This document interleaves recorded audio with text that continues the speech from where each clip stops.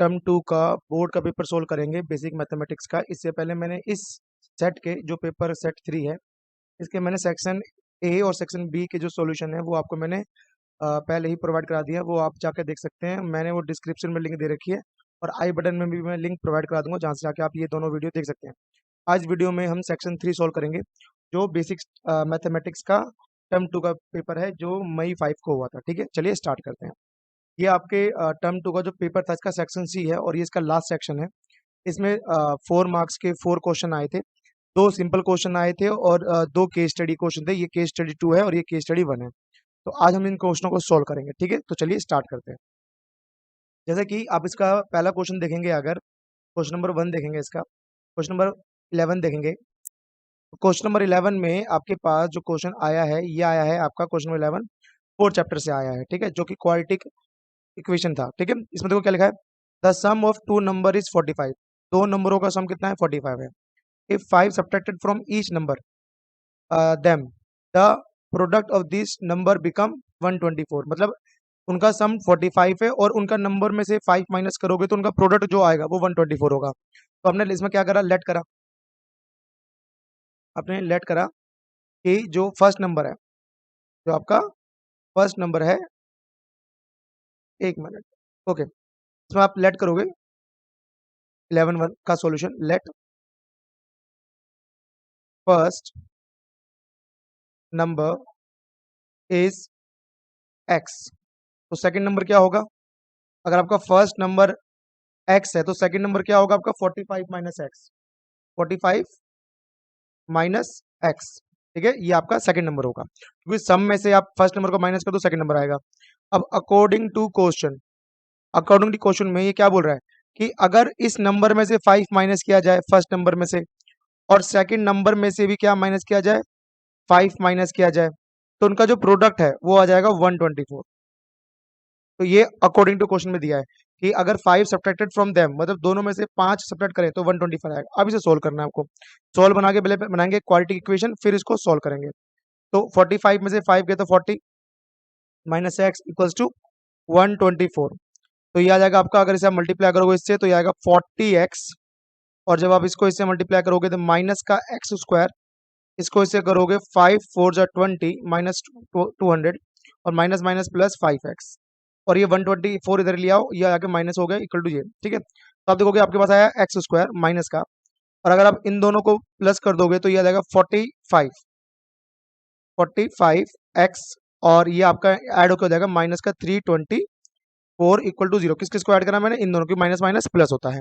Like term solve करने थे ना, तो 40x में 5x ऐड कर दिया, 200 में माइनस 1 और एक्स स्क्वायर आ गए। अब इसमें से माइनस कॉमन लेके इसको ना सिंपल फॉर्म में कर लो।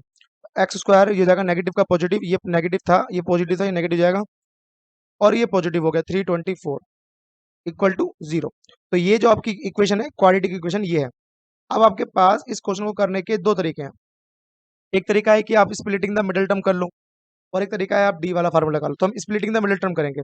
तो कैसे करते थे, फर्स्ट नंबर को लास्ट से मल्टीप्लाई करोगे, मतलब ए इंटू सी निकालोगे, तो 1 इंटू 324, तो ये हो जाएगा आपका 324, और बीच में मिडिल क्या है, -45। अब आपको ऐसे दो नंबर चाहिए जिन्हें मल्टीप्लाई करने पे 324 आता हो और ऐड करने पे 45। तो आप क्या करोगे, 324 के फैक्टर, अगर बहुत बड़े नंबर है तो फैक्टर कर लो ए इंटू सी के नंबर का। तो ये हो जाएगा आपका 2 से, 2 1 जा, 2 6 जा, 2 2 जा। ठीक है, फिर आप इसे 2 से करोगे, 2 8 जा, 2 1 जा। फिर आप 3 से करोगे, 3 2 जा, 3 7 जा। फिर 3 से करोगे, 3 9 जा। फिर आप 3 से करोगे, 3 3 जा, और 3 1 जा। अब देखो इसमें बहुत सारे पेयर आ गए, इसमें आपको दो ही पेयर चाहिए। तो अब जैसे कि आपने क्या करा, शुरू के 4 पेयर का मल्टीप्लाई करा, 2 2 जा 4, और 3 3 जा 9, 9 4 जा 36। ठीक है, और 3 3 जा 9, तो 9 और 36 45 होगा, बिल्कुल सही है। और मल्टीप्लाई करने पे क्या आ गया, तो उसका फैक्टर क्या बने, माइनस का 36 माइनस का 9 प्लस का 324। कभी कभी इसमें आपको पेयर फाइंड करने में टाइम भी ले सकता है, अगर आपने बहुत प्रैक्टिस कर रखी है तो आप बहुत जल्दी फाइंड कर सकते हो। ठीक है, तो यहाँ से x कॉमन ले लो, x माइनस 36 माइनस का 9 कॉमन लोगे तो x और साइन चेंज हो जाएगा, -36 इक्वल टू 0।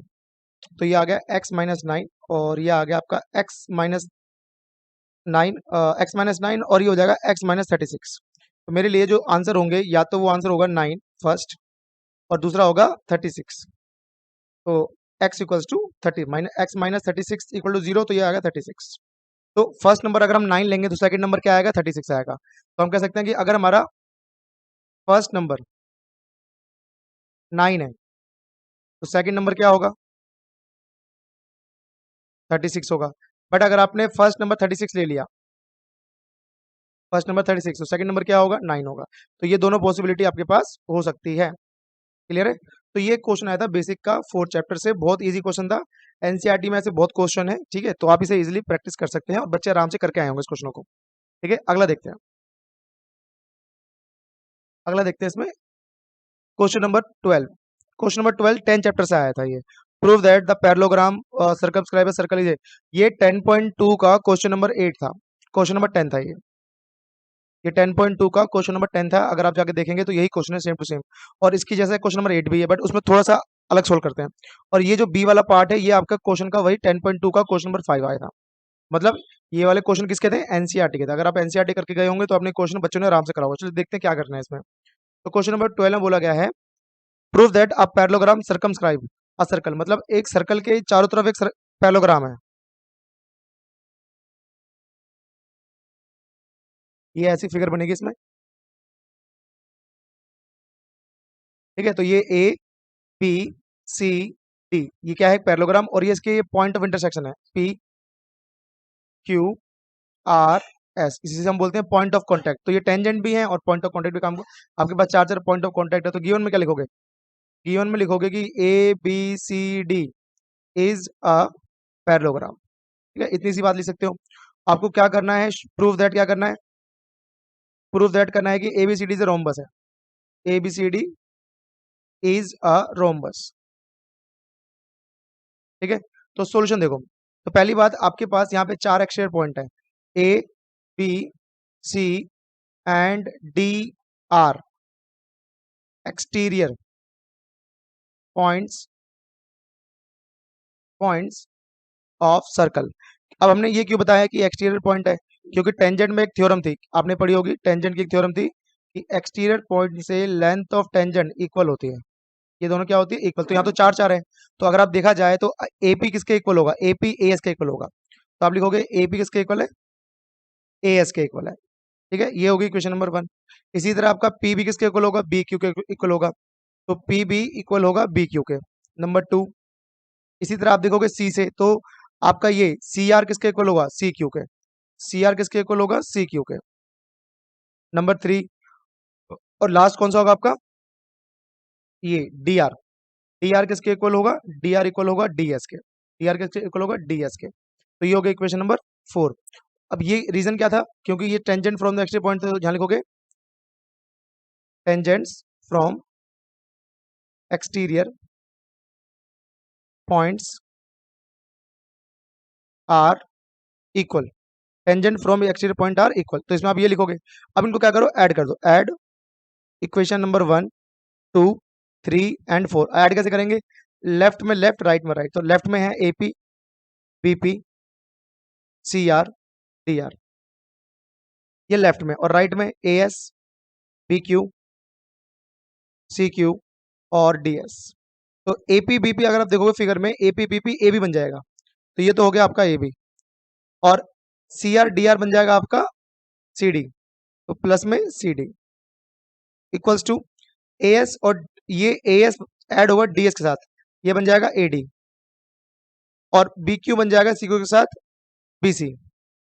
तो इतना आपको आ गया, इतना हमने कर लिया। ठीक है, इसके बाद आपको क्या पता है कि ये पैरेललोग्राम है, और पैरेललोग्राम की अपोजिट साइड कैसे होती है, इक्वल होती है। तो यहाँ देखो, आपने क्या करा, A B plus A B कर दिया आपने इसको, और C A D plus A D कर दिया, A D plus A D 2 बार कर दिया।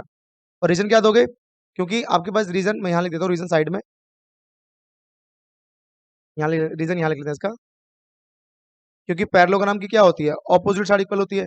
तो ए बी किसके इक्वल था, ए बी सी डी के इक्वल था, इसलिए हमने सी डी को ए बी लिख लिया। और हमारा बी सी किसके इक्वल था, बी सी ए डी के इक्वल था, इसलिए हमने ए डी, इसे ए डी लिखेंगे, और हमने बी सी को क्या लिख दिया, ए डी लिख दिया। तो अब ये क्या हो गया, 2 ए बी और 2 ए डी, तो 2 से 2 कैंसिल हो गया, तो A B equal to A D, मतलब एडजेसेंट साइड इक्वल होगी, अगर किसी पैरेललोग्राम की एडजेसेंट साइड इक्वल है तो देयर फोर उसकी सारी साइड इक्वल हो जाएंगी, तो therefore A B, B C, C D और ए डी इक्वल हो गया। और जिसकी सारी साइड इक्वल होती है वो हमारे लिए क्या होगा, रोम्बस, क्योंकि पैरेललोग्राम ऑलरेडी था। तो क्या लिखोगे, therefore A B C D is a rhombus.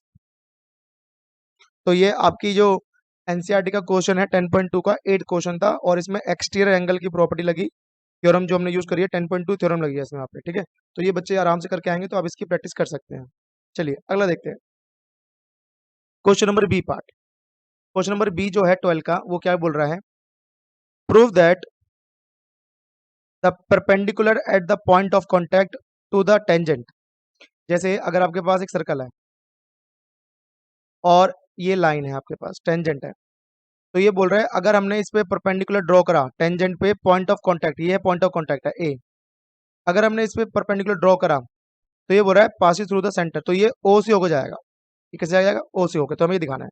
तो गिवन में क्या लिखोगे, O is a centre of circle.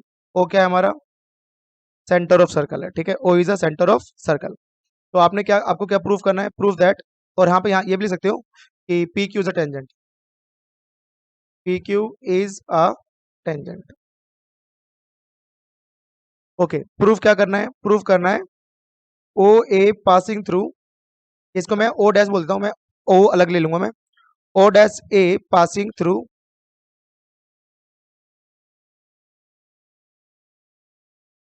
ओ। हमें दिखाना है कि ये जो ओ डैश ए है, मतलब हमारे पास ओ डैश परपेंडिकुलर है, यहाँ पे भी लिख सकते थे कि ओ डैश ए परपेंडिकुलर पी क्यू, तो ये परपेंडिकुलर है जो पी क्यू पे है और पॉइंट ऑफ कॉन्टेक्ट पे है, ठीक है, और पी क्यू टेंजेंट है, और हमें दिखाना है ये जो परपेंडिकुलर है कहाँ जा रहा है, ओरिजिन होकर जा रहा है। तो मान लो कि ये हमारे यहाँ पे है, सेंटर से थोड़ा साइड में है, सेंटर यहाँ है, तो मैं इसको थोड़ा सा अलग कर देता हूँ। जैसे कि ये देखो, ये आपका हो गया सेंटर, ये हमें ऑलरेडी पता है ये सेंटर है, बट आपने परपेंडिकुलर को थोड़ा सा अलग ड्रॉ करा, क्योंकि ये अभी इसके ऊपर नहीं है, मानना पड़ेगा थोड़ा सा अलग है, और ये 90 डिग्री है, ये हमारा क्या है 90 डिग्री है, ये ओड ए क्यू, ठीक है। तो सॉल्यूशन में देखोगे अगर आप, तो हमें ये चीज पता है कि ओ ए परपेंडिकुलर है पी क्यू पे, क्यों, क्योंकि टेंजेंट परपेंडिकुलर होता है रेडियस पर, tangent perpendicular to the radius at the point of contact, point of contact, ठीक है। तो देयरफॉर आपका जो एंगल ओ ए क्यू है वो हो गया 90, ओ ए क्यू मतलब ये वाला, इस तरफ वाला, ये वाला एंगल, ये वाला ऑलरेडी 90 है, ठीक है। अब आपने एक चीज हमें क्या दिया है कि ओ डैश ए परपेंडिकुलर है पी क्यू पर, ओ डैश ए किसे परपेंडिकुलर है पी क्यू पे, तो देयरफॉर हमारा एंगल ओ डैश ए क्यू भी क्या होगा 90 होगा। अब ये नंबर 1 है, ये नंबर 2 है, तो फ्रॉम 1 एंड 2, तो भाई इनके राइट इक्वल हैं तो इनके लेफ्ट भी इक्वल होंगे, तो आपका एंगल ओ ए क्यू इक्वल हो गया ओ डैश ए क्यू। अब ये कैसे इक्वल हो सकते हैं, क्यों, क्योंकि इसका मतलब ये है जो तुमने ओ डैश को अलग लिया ये कोइंसिडेंट है, तो therefore O dash and O are coincident, मतलब ये एक ही पॉइंट पे हैं, तो हम कह सकते हैं देयरफॉर जो ओ डैश ए है वो क्या हो रहा है, पासिंग थ्रू हो रहा है ओरिजिन सेंटर से, पासिंग थ्रू ओ, ठीक है। तो ये क्वेश्चन नंबर क्या था, बी पार्ट था, जो एनसीईआरटी का 5th क्वेश्चन है, तो आप इजीली इसको आप कर सकते हो, ठीक है। चलिए, तो आप इसे नोट कर लेना और प्रैक्टिस करना। अगला देखते हैं क्वेश्चन, क्वेश्चन नंबर आपका 13। अब 13 है केस स्टडी, और किस चैप्टर से आया है, 9 चैप्टर से। तो अब आपका जो केस स्टडी है ये किस चैप्टर से आ गया, चैप्टर 9 से। तो चैप्टर 9 में हमने एप्लीकेशन ऑफ ट्रिग्नोमेट्री पढ़ी थी, तो उसका यूज देखेंगे। देखो यहाँ पे एक कुतुब मीनार दे रखा है, तो उसने बोला है Qutub Minar located in the south Delhi India was built in the year of 93, ये बेसिक जानकारी है। इट इज 72 मीटर हाई, तो मतलब हमारे पास जो कुतुब मीनार है उसकी हाइट कितनी है, 72 मीटर हाई है, ठीक है। Working on the school project Charu and Diljit visit the monument, they use trigonometry to find the distance from the tower, वो इस टावर से ट्रिग्नोमेट्री यूज करेंगे क्या, डिस्टेंस निकालने के लिए। Observe the picture given the below, C and D represent their position, मतलब ये जो फिगर में दे रखी है ये सी और ये डी जो है ये इनकी पोजीशन है, तो मतलब वो कुतुब मीनार से थोड़ी दूरी पे खड़े हैं, तो ये सी हो गया और ये डी हो गया, ठीक है। And there position on the ground with the line base of the tower the angle of elevation of top of the tower from A, तो टॉप ऑफ टावर क्या हमारे लिए ए है, और जो एंगल ऑफ एलिवेशन है वो कितना है 60 और 45, मतलब सी का 60 एंगल एलिवेशन है और डी का 45 एंगल ऑफ एलिवेशन है। तो आप, ये हो गया आपका 60 और ये हो गया आपका 45, ये आपको पता है, ठीक है।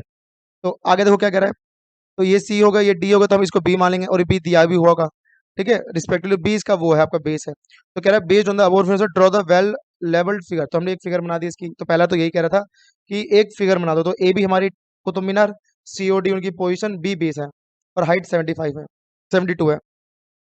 फाइंड सी डी, तो आपको ये निकालना है इनके बीच का डिस्टेंस, आपको निकालना है बी सी, मतलब ये सी से बी का डिस्टेंस, और बी डी, और रूट 3 लेना है 1.73, ठीक है। चलो स्टार्ट करते हैं।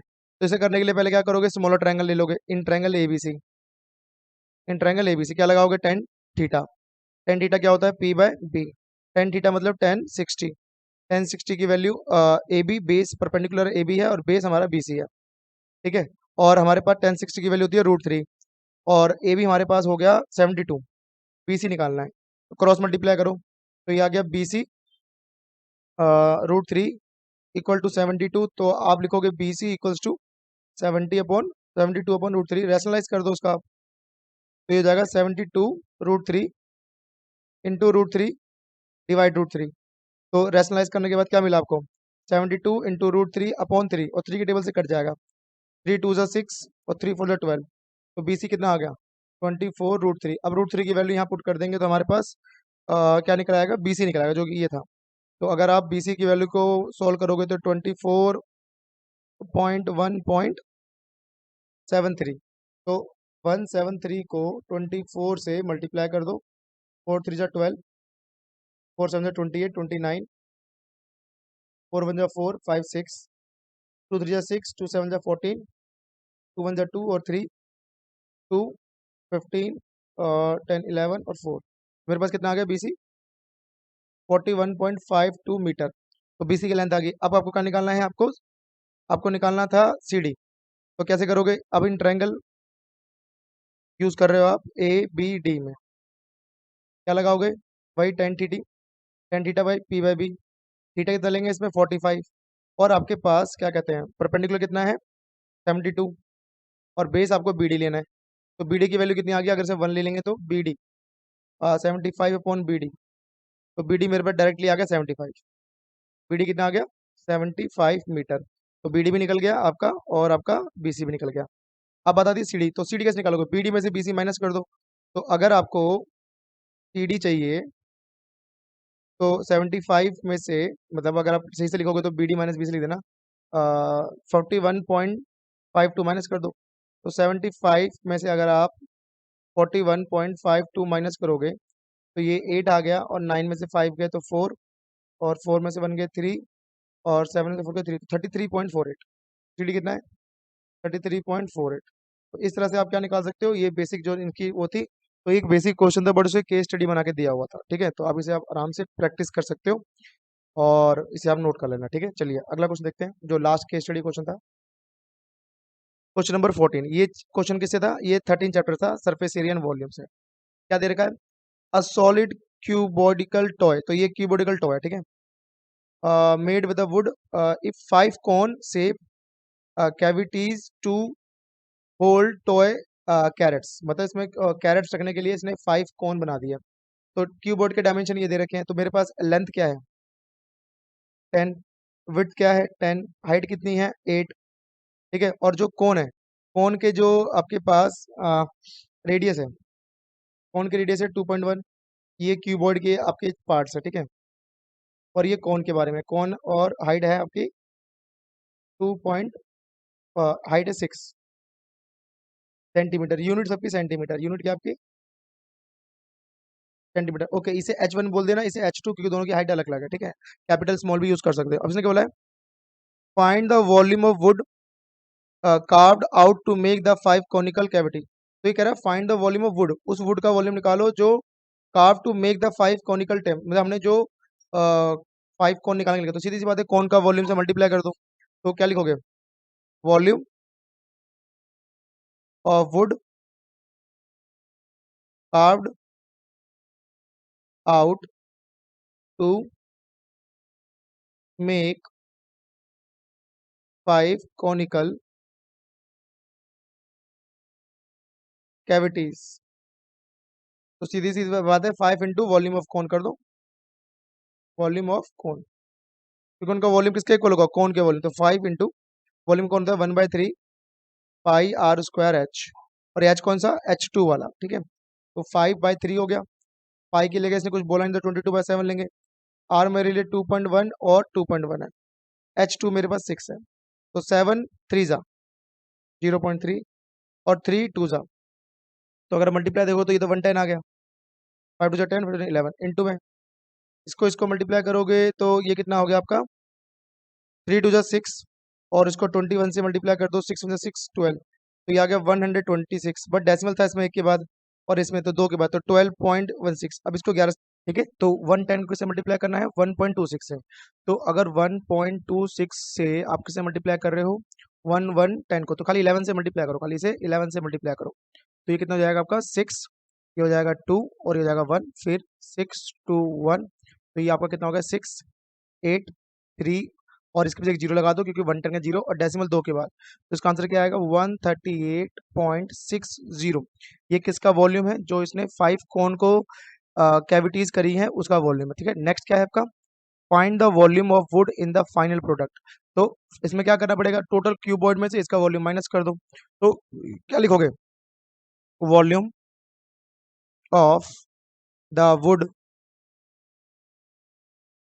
इन द फाइनल प्रोडक्ट।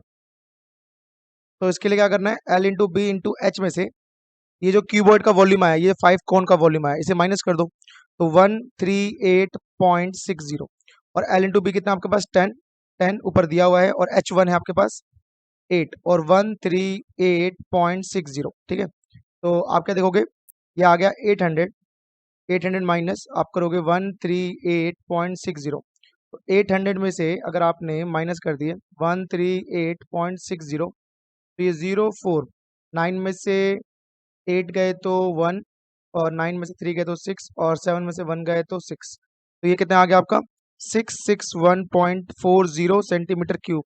ये किसका वॉल्यूम है, वॉल्यूम ऑफ क्यूबॉइड, जिसमें रिमेनिंग कोन का जो पार्ट इंक्लूडेड नहीं है, जो कोन है उसमें रिमेनिंग वुड नहीं है, तो ठीक है। तो ये क्या था आपका सीबीएसई का क्वेश्चन पेपर था जो हमने अभी सोल्व करा, सेक्शन सी था ये इसका। इससे पहले मैं सेक्शन 1 सेक्शन ए और बी हम सोल्व कर रखे हैं हमने इसके, ठीक है। तो ये बेसिक जो मैथमेटिक्स है जिसका कोड होता है 241, ये उसका पेपर था। लास्ट ईयर जो टर्म 2 का एग्जाम हुआ था 40 मार्क्स का, बोर्ड का सेट 3 था, तो इसमें मैंने आपको सारे सोल्यूशन प्रोवाइड करा दिए हैं।